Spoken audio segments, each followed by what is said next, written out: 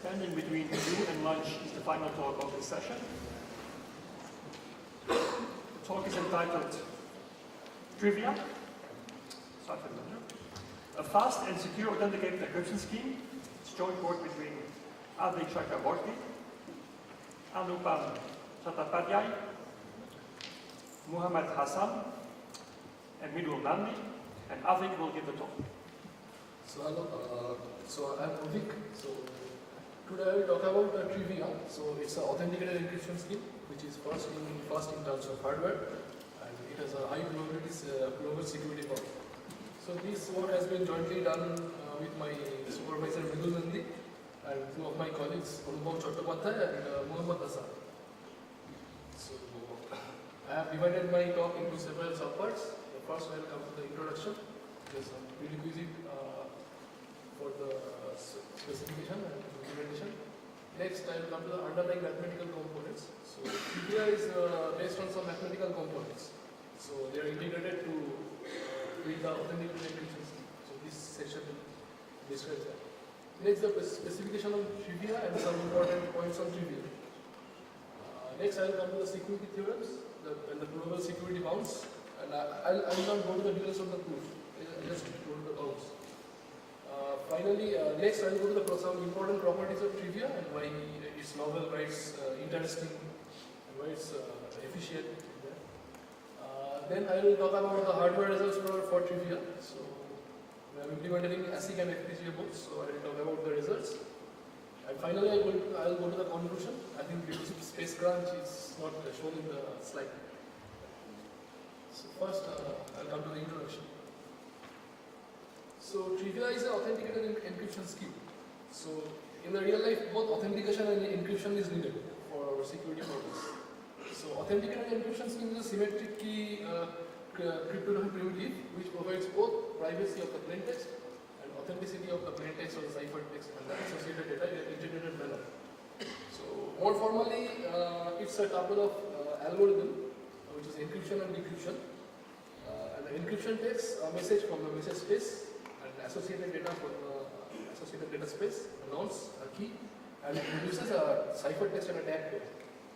Now first I am coming to the nonce. So nonce can be visualized as a counter corresponding to the encryption. And associated data can be visualized as a header file corresponding to the message. So for example, it may contain the IP address of the sender and the receiver like that.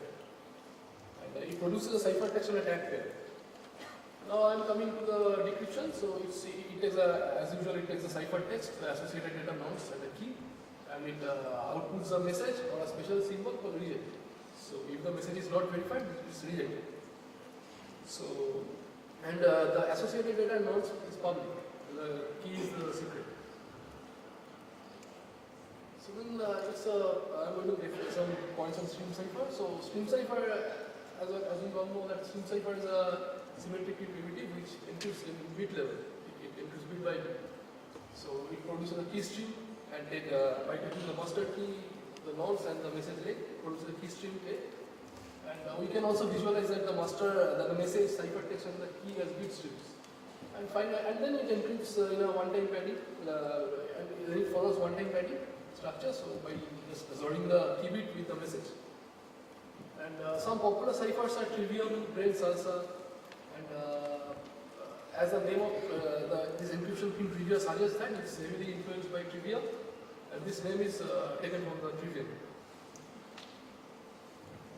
Next, I am coming to another concept called epsilon delta universal hash. So it's a hash. Epsilon delta universal hash is a kind of hashing which gives very low collision probability or very low differential probability. So it takes a key from the key space, a message from the domain, and it maps to a range of the hash space. So the property of our epsilon delta universal hash is that so for any difference from the range set and for any two non-equal messages from the domain space, the probability that h of kx minus h of kx prime is delta is less than equal to epsilon when k is sampled uniform from the key space. And some examples are multilinear hash, BDP hash, and coefficient hash. So Multilinear hash and PDB hash, they are mainly blockwise hash, and Berkeley hash can work on any kind of message. And recently, in FAC 2013, Nandi has published a paper, so he has given a bound of the number of field multiplication to process a message block, and he also given an instantiation of that which touches the type bound. So he has given a type bound on the number of field multiplication to process a block.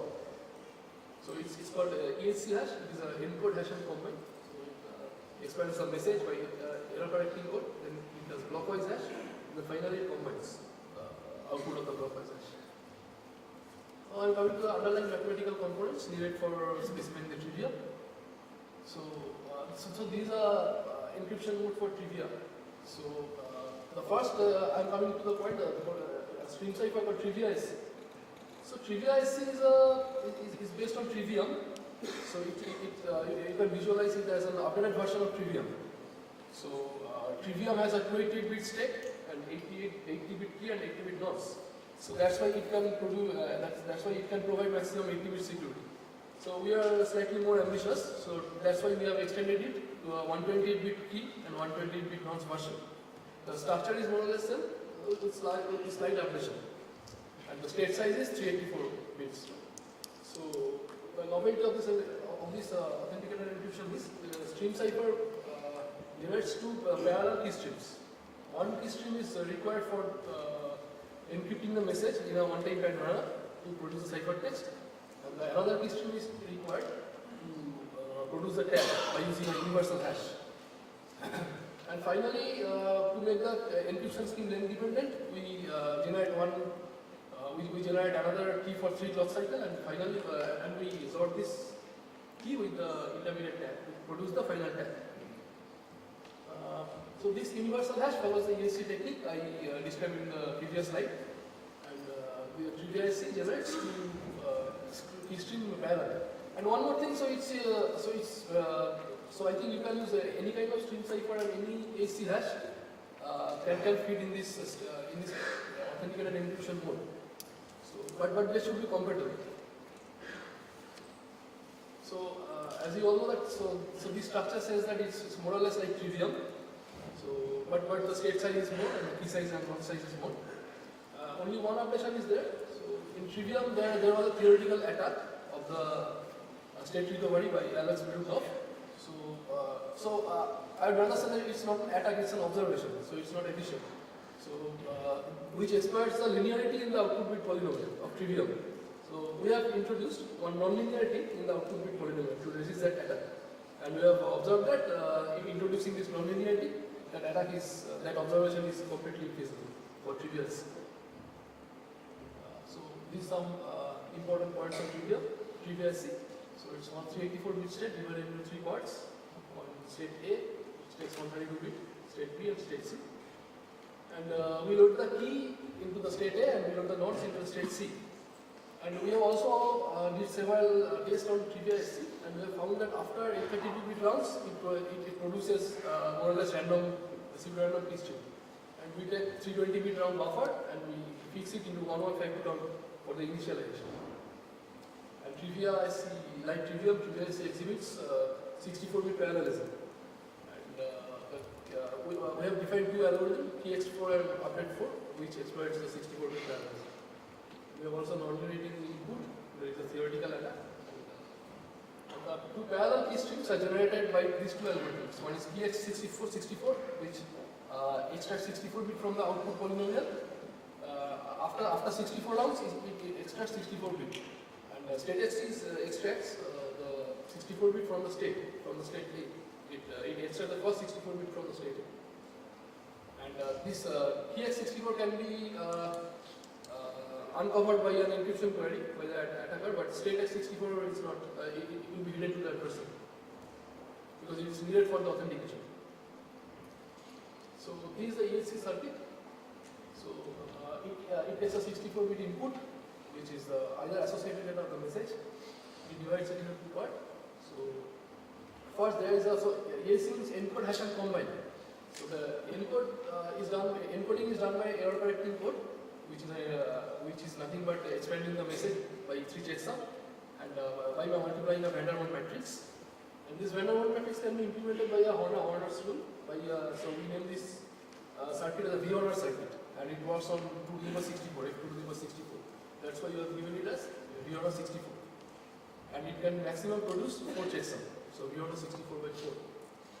So first the message is expanded into 64 by some checksums, and then it's divided into blocks, 64-bit blocks. And each blocks come to the PDP hash. So each means blockwise hash. So each block comes divided into parts, 32 bits, and comes to the PDP hash. And there is a 32-bit multiplier. And the output of the multiplication goes to the combiner, the input hash and combiner. So it goes to the combiner, which is also equivalent to multiplying by a van der Waals matrix over F2 to the power 32. It is implemented by a Horner circuit. And I think there is a mistake, so it won't be 16, it should be 32. And finally, the output is maximum 160 bit, either 160 or 128. So these some information. So the underlying field is F2 to the power 32 and F2 to the power 64. So F2 to the power 64 works in V-Horner 64, and F2 to the power 32 works in V-Horner 32. So it's a expand or encode by XCC code. It's error parity code which expands by attaching some checksum with the message, and then blockwise as PDP hash. Finally, it's a VMUT which is multiplying by a van der Waals matrix. And as you see that it uses only one 32-bit multiplication to process 64-bit message. So it's a minimum. And it's 2 to the power minus 120 delta universal hash. So it's proven in the paper in the FSC 2013. So now I'm coming to the specification of trivia. So it's a bit complicated. It's just a lower level circuit of structure of trivia. So first, key and the nonce is loaded into the stream cipher state, trivia SC. Then it's initialized for 1152 rounds. So it's 64-bit in a round is initialized in one clock cycle. So it's update 64 18 times. A total 1152 rounds.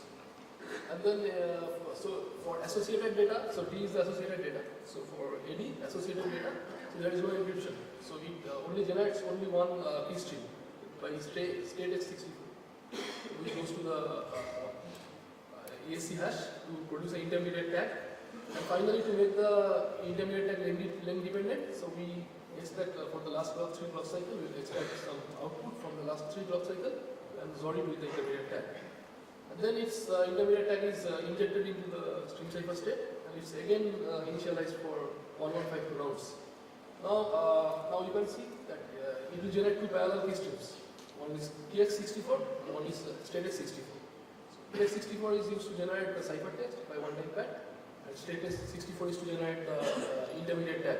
And finally, again, like the associated data processing, we use a length-dependent key to produce a final tag. So this is the basic structure of trivia.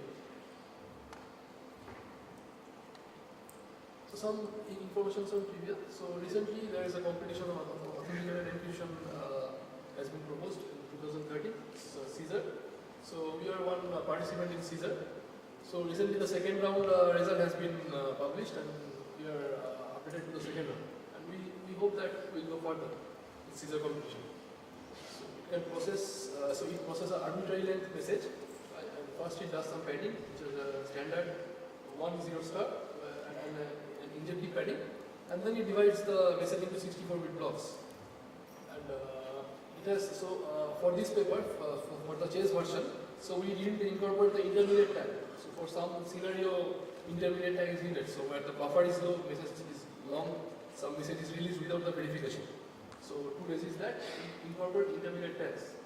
And we parameterize by CK, so intermediate tags is computed and released after these CK blocks. So for this chase version, CK equal to 0, and for the CSER version, we propose 2 versions. So one is CK equal to 0, and another is CK equal to 128. So after each 128 blocks, intermediate tag will be released.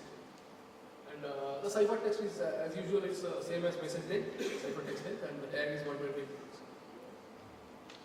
Now I am coming to some security properties of trivia. So I am not going to the details. So this is a security theorem for the confidentiality of trivia. So which is bounded by the key size. It has 120-bit entropy for the security, for the privacy. And we relax the adversary to repeat nonce at most 2 to the power 32 times. So it's not a hardcore nonce respecting adversary. So we give the permission to the adversary to repeat nonce at most 2 to the power 32 times. So it's a relaxed adversary. And for the authenticity, it's 124 bound. So due to the PDP hash, PDP provides 31. So for authenticity, it provides 124 bit security. And the adversary is same relaxed nonce respecting adversary can repeat 32 to the 32 times. So Trivia 0 is this version and Trivia 120 is subject to the Caesar. For both the version, the confidentiality and authenticity security bound is same, 128 and 124. So I'm coming to some important properties on Trivia. So why Trivia is efficient. So first point is it gives the options for intermediate time. So for some low buffer scenario, it works efficient. Then I'm coming to the point of Trivia SC. So it's an updated design of a well-studied and efficient stream cipher Trivium, both in hardware and software. So that's why we have chosen this stream cipher. And we have tested a lot by using the attacks, by using the observation or the testing on Trivium. And we found that it's quite secure for 1152 nodes. And it has high security level. It's 120 bit for confidentiality and 124 bits for authenticity. So many schemes they provide bound security, but for Trivia it will provide we get almost the full entry for both the security, and it provides a high-speed hardware. These are the hardware results. So this is so we have implemented Trivia in two architectures. One is base and another is pipeline. So this is the base architecture. So it uses 5 registers, one for stream cipher state, another for storing the output of the stream cipher, 64-bit output of the stream cipher. The third one is storing the block, either missing or associated data. The fourth one is updating the tag, for storing the tag. And the last one is storing the checksum. So by the error correcting code, a checksum is generated. So to store the checksum, we do this. We use these registers. And as usual, it takes a long critical path. So because it's a base implementation, and we do not use any pipeline register here. So and it is also parallel in nature. So the tag updation and the ciphertext generation is done parallel. So these are some properties of this architecture. So it doesn't use any pipeline register. It does parallel processing of data, and it processes 64 bits in a clock cycle. And it has long critical path. So that's why the clock period will become lower. Clock period become higher. And that's why it gives reduced speed and lower throughput. Now, to remove this disadvantage, we use some pipeline architecture. So which introduce 2 pipeline registers inside the structure, and the critical path will become less. So but it takes 3 extra clock cycles. So this is the main problem. So it does 2 operations in series, 32-bit multiplication and the tag operation. And definitely it has shorter critical path because we injected the pipeline register inside the structure. And it is 3-stage pipeline. It has increased throughput and increased frequency. And it takes 3 extra clock cycles represented by this blue, orange and green blocks. This is some results on Trivia. First we implemented it in Verilog by using Verilog and on Synopsys platform under the 65 nanometer node. And for the base implementation, we observed that Trivia has an area of 23.6 kilogate equivalent, and it has a slightly lower frequency of 1150 MHz and with throughput of 73.9 Gbps. So though it's lesser than pipeline implementation, but it's good. For the pipeline implementation, it takes slightly more area. It's of 24.4 kb and it has much more higher frequency. So 1425 MHz and throughput is higher, 91.2 Gbps. We have also compared it with some other authenticated encryption schemes. So implemented in the same platform, but they are implemented in different nanometer values. So some of them are implemented in 130 nm. So we have approximated their result by using some Moore's law and Punney's law. and then we have observed that the trivia pipeline version has huge area efficiency metric. So it's almost 4 times than the next best, which is ASCON. So it is 0.98. So it's almost 4 times than the next best. And this is the acid comparison between several other A schemes.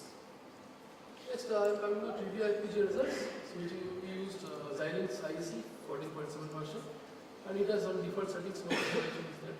And between layout synthesis, and we have observed that it's at least 5.4 times better than AES-CCM. So we have observed the results of AES-CCM, and so these are the comparison between trivia-based, trivia pipeline, and AES-CCM. So we have observed that for AES-CCM in Spartan 6, it's 2.0 area efficiency, but we have 11.2, which is more than 5.4, 4 times. And we got highest area efficiency in Vertex 6 platform. So we are using more than 8 times AES-CCM. Last I am coming to the conclusion. So it's a stream cipher based and pairwise independent hash based AE. So actually, previously I told you that HC hash is a delta universal hash. But if we use it properly, it becomes a stronger hash. It is pairwise independent. So the stream cipher output is very independent. So that's why it becomes pairwise independent. So if we use the stream cipher output as a key. So it's a stream cipher based and pairwise independent hash based authenticated encryption scheme. And it achieves high probable security bound, much more than the birthday bound. And the stream cipher we use is well studied. It is based on Trivium, which is well studied. And the pairwise independent hash needs the minimum multiplication, which is very efficient for hardware implementation. And finally, it's high speed authenticated encryption and high area efficiency metric, which is standard. So this is all from me. Thank you.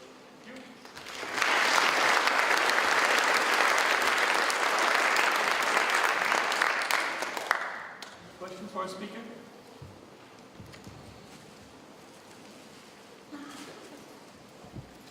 So I have a quick question. Trivium, I happen to know, has 80-bit security goal and had 1152 initialization rounds. Should it not be wise to actually, if you want to go for 128-bit, to add a few extra rounds, a few hundred extra rounds in initialization? Pardon? So you took the same number of initialization steps as in Trivium. Yes. While you want actually a much higher security. Would it not be better to increase this a bit? So we think that so it's slightly less equal than Trivium, because Trivium uses 280-bit state and it uses a 1152 initialization. So that's the ratio is 4:1.